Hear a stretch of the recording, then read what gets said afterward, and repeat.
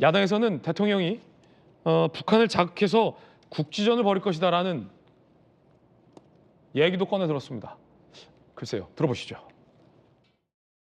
한 번 실패했기 때문에 부족한 점을 채워서 다시 시도할 것입니다. 그러나 여러분, 더 큰 위험이 있습니다. 무력을 동원한 비상계엄 조치가 실효성이 없다고 판단되는 순간에 저는 그들이 국지전이라도 벌일 것이라고 생각합니다. 북한을 자극하고 휴전선을 교란시키고 결국에 무력 충돌로 이끌어갈 위험이 상당히 높습니다.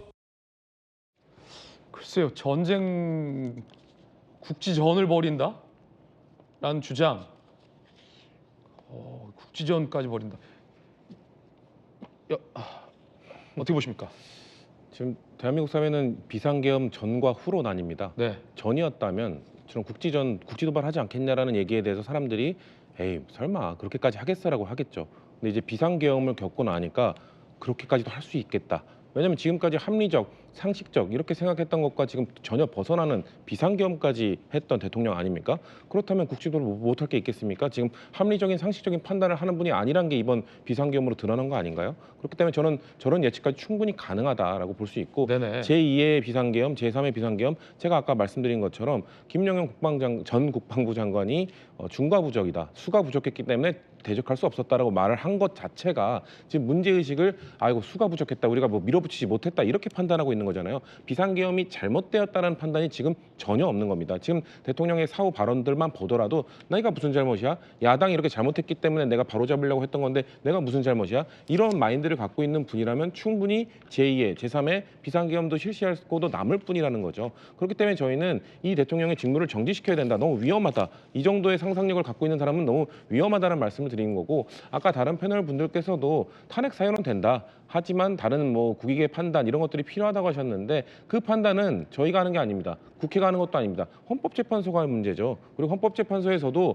헌법과 법률의 위반 사안을 두고 이것이 주권자의 선택에 의한 임기를 단축시킬 정도의 사안인지 임기를 중단시킬 정도의 사안인지를 헌법재판소가 판단하는 겁니다. 그거는 우리가 하는 것도 아닙니다. 그러니까 이 노무현 대통령 그 탄핵소추 때도 그때 공직선거법 위반 사례가 있다고 위반 소지가 있다고 헌법재판소는 판단을 했지만 이것이 주권자의 선택을 거스르면서 임기를 중단할 정도의 중대한 위반은 아니다라고 판결을 내린 거잖아요. 이번 것도 마찬가지입니다. 지금 많은 분들이 공유하고 있는 것은 일단 윤석열 대통령은 이번 비상계엄을 통해서 헌법을 위반하셨습니다. 그리고 법률 내란죄에 대해서는 아까 앵커께서 말씀하신 것처럼 이견이 있다고 말씀하시니까 민주당에서는 내란죄 혐의도 충분하다고 보지만 자 이것도 따져봐야 된다고 합니다. 그러면은 그 내란죄가 아니다 하더라도 일단 비상계엄 실시한 것 자체가 헌법을 위반한 것이기 때문에 이것이 그 임기를 단축할 정도로 중단할 정도의 사안인지는 헌법재판소가 판결할 문제입니다. 지금 정치권에서 향후 그럼 대통령이 누가 되지, 누가 유리하지 이런 걸로 판단하는 게 아니라요. 헌법재판소에서의 판결 기준은 오직 하나입니다.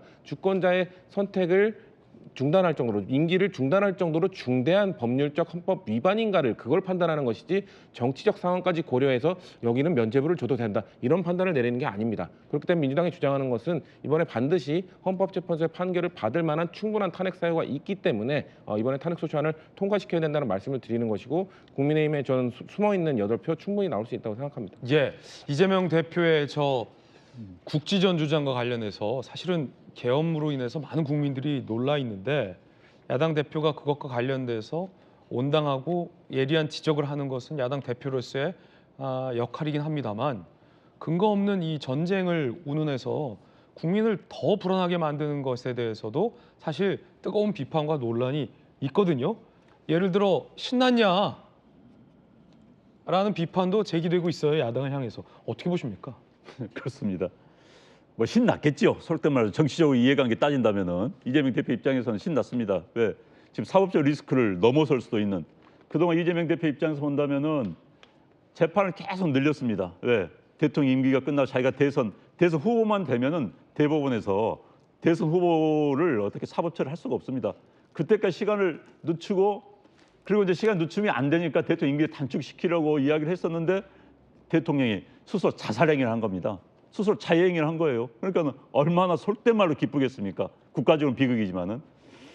그런데 이제 이재명 대표가 그 이야기를 했죠. 뭐 뭐 대풀이 될 수도 있다. 뭐 야당 입장에서는 그렇게 생각할 수 있을지 모르지만 해결이 이런 이야기를 했어요. 그러니까 막석을 재밌게 포장을 했습니다. 역사는 두 번 되풀이 된다. 한 번은 비극으로, 한 번은 희극으로.